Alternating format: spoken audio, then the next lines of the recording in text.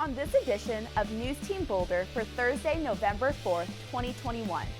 More on the aftermath of the mall crawl that took place on Pearl Street this past weekend.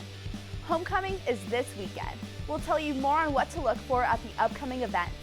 And are you stressed and not getting enough sleep? All this and more coming up on NewsTeam Boulder.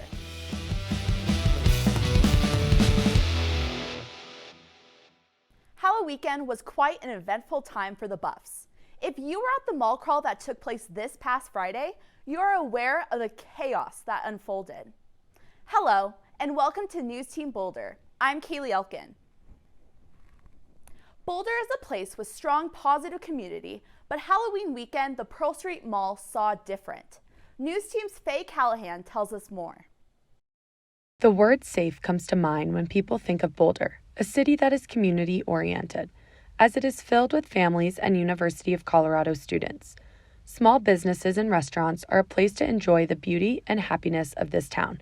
But this Halloween weekend, the word community isn't in the picture. Instead, violation and disrespect echoes the events that took place. Students gathered last Friday night for a Halloween mall crawl, which led to a chaotic crowd as people began to get destructive and ruin these local and small businesses. One restaurant that got destroyed was Japango.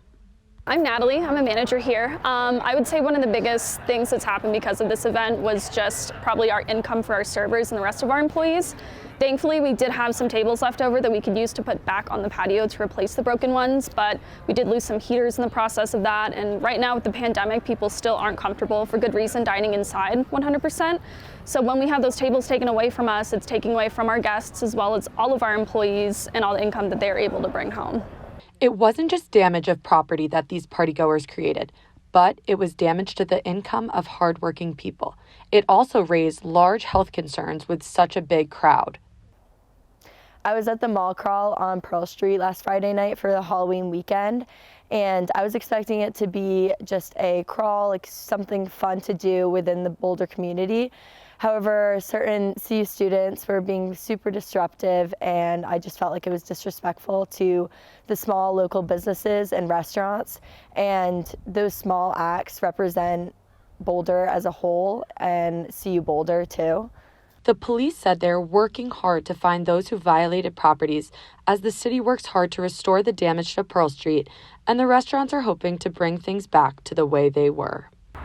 While restaurants are working so hard to cover the cost of damage and everything that happened, they suggest that the best way to help as a community is to just come on in and grab a seat.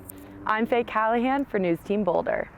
This past weekend, early Sunday morning, CU was put on a shelter-in-place after shots were fired near campus. At approximately 12:33 a.m., an alert was sent out to dorm residents to shelter in place.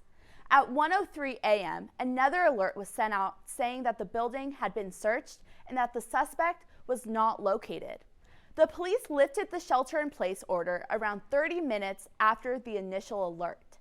There has been no further update from the police on this incident. However, a video was released online after recording it off the shooter's Snapchat.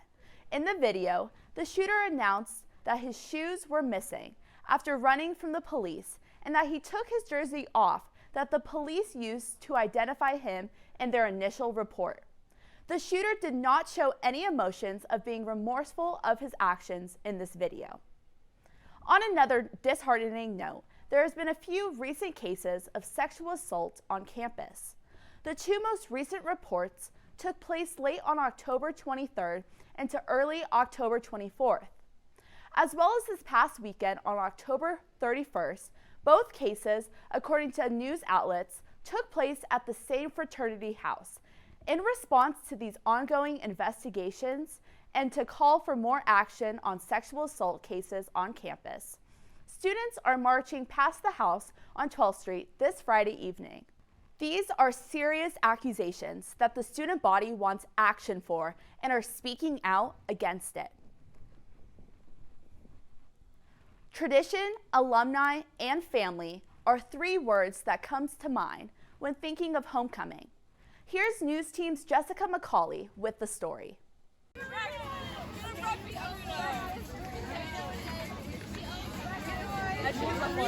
CU Boulder's annual homecoming week is back, better, and in person this year.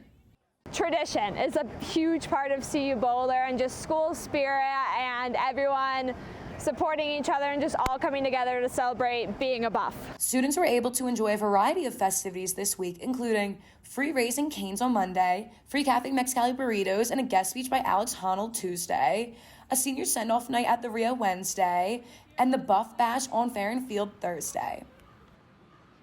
Tradition, student pride, and family are all potential things that can come to your mind when you think of the word homecoming. And CU Boulder is making sure this tradition is led with progression.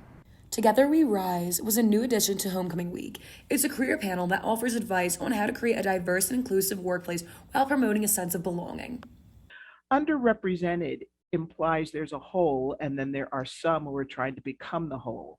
And I think it's more important for us to figure out how do we create that kind of a workplace intentionally, where each one of our individual identities is able to be at the table contributing. It's also about people coming together, changing our workforce, and hopefully for the better for people who have been underrepresented, who have not had a lot of the privileges that others have had. A sense of belonging and a place to call home, regardless of your age, is what really lies at the heart of a CU Boulder homecoming. We just really want to make sure that everyone feels involved and feels like they are part of CU and CU cares about them. As you can see behind me, the homecoming spirit is still very much alive and well here at CU. There's still 2 days left of homecoming week, Buffs. Make sure you get down to Pearl Street Mall tomorrow for the Stampede Parade around 7 p.m. so you can see CU Boulder's student homecoming floats. And then, of course, make sure you come down to Folsom Field Saturday around 5 p.m. for kickoff in the CU Boulder versus Oregon State homecoming game. This has been Jessica McCauley reporting for NewsTeam Boulder. Coming up, where and when to donate food to help those in need during the holiday season. And later, are you getting enough sleep? According to several studies, probably not. Find out what this means for your body long term.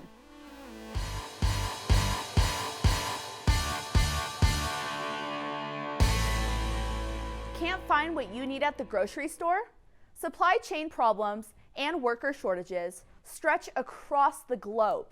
In the United States, it's getting harder for food banks to help families with a meal for the holidays. CNN's Adam Bernison was in Kentucky, where he visited God's Pantry Food Bank and the Lexington Rescue Mission about the supply chain issues they're facing. As food banks prepare hundreds to even thousands of Thanksgiving meals ahead of the holiday this year, many have been facing setbacks with one of the main issues involving the supply chain. Oftentimes, we'll place an order, and then just 2 days before the truck is supposed to ship it, we find out a bunch of the things on the order aren't going to be there. And then we're scrounging around and trying to go store to store to find what we need. Along with the supply chain issues, even when food banks are able to find what they need, this year they're also paying a much higher price, which is impacting their budgets. The cost of the food that we are purchasing that goes into the sharing Thanksgiving basket, it's up about 14.5%. Now, while God's Pantry Food Bank and the Lexington Rescue Mission have overcome some of the supply chain issues, they could still use your help, whether it's through donations of money or even other supplies. To-go containers and plasticware, something that we need a lot of, as well as if you have any extra plastic bags at your house. You know, a lot of us just collect those Kroger bags. You know, if you have any of those, we go through a lot of those with these to-go meals. And even through the struggles this year as they prepare for Thanksgiving, they're staying optimistic and ready to help whoever is in need this holiday season. With Thanksgiving a few weeks away, there's plenty of ways to give back to our community and to donate. Community Food Share is hosting their largest food drive of the year this weekend, November 5th through 7th. If you're in need of support, there are several food pantries around Boulder that are ready to help, including Boulder Food Rescue, Harvest of Hope, and CU Boulder's own Buff Pantry. Nearly 40% of students deal with food insecurity every month. CU has several ways to support students, including the Buff Pantry. NewsTeam's Georgia Burrell has everything you need to know. There isn't enough time in the day to get everything done. and we often forget or are unable to get the nutrition we need. At CU Boulder, Feed the Stampede is a food assistance program for students facing food insecurity. In this program is Buff Pantry, located in the UMC, where qualifying students can visit once a week. Imagine leaving with 20 to 30 pounds of food at no cost. To qualify, students must simply fill out a client intake form. The form is on colorado.edu. Then book an appointment to visit the pantry. The pantry is open on Mondays, Tuesdays, and Wednesdays. You don't need a silver spoon to get the food you need. Is it time to break out the winter coats for good? Georgia Roel tells us everything we need to know about the weather this homecoming weekend.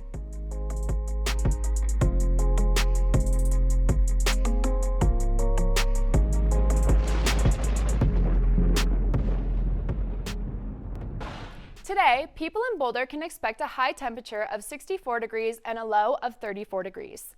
It's expected to be sunny and clear all day into the night with little to no clouds visible overhead. Therefore, you can expect to be pretty warm throughout the day, but after the sun goes down right before 6 o'clock, you'll definitely want to have a jacket on if you venture into the near freezing nightfall. In the regions just to the right of Boulder, the temperatures drop slightly to highs in the mid-50s and lows in the high 30s, low 40s.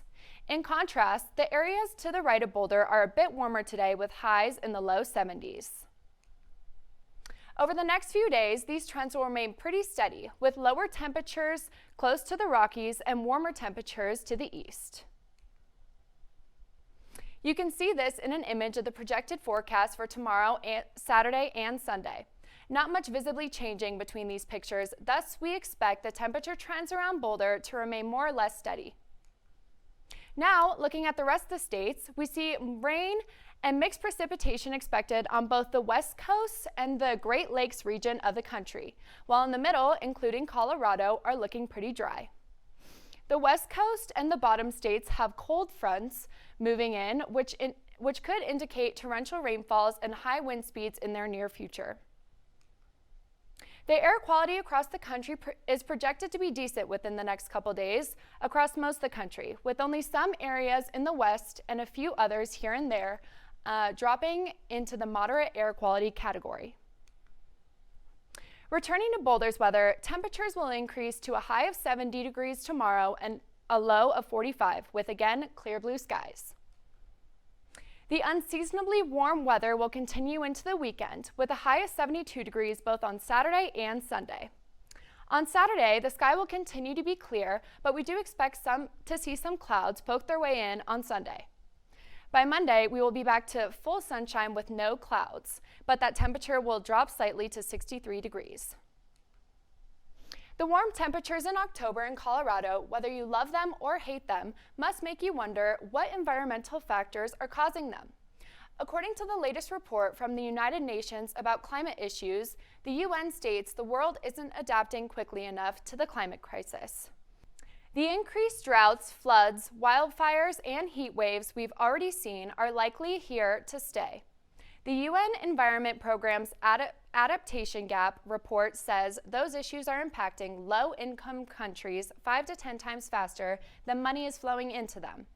The report comes as world leaders meet at the COP26 Climate Summit in Scotland. Wealthy nations have reaffirmed their commitment to contribute $100 billion a year to help poorer nations move away from fossil fuels. But that sum has yet to be reached. The report also found the cost for low-income countries to adapt to climate change will be up to $300 billion per year by 2030 and up to $500 billion by 2050. These countries are seeing the largest impacts from climate change, despite contributing less to causing it than wealthy nations. That's it for NewsTeam Weather. Have a great homecoming weekend, Buffs. Back to you, Kaylee. Coming up after this break, how can you better manage the stress of finals? And what is sleep deprivation doing to your body? Stay tuned to find out.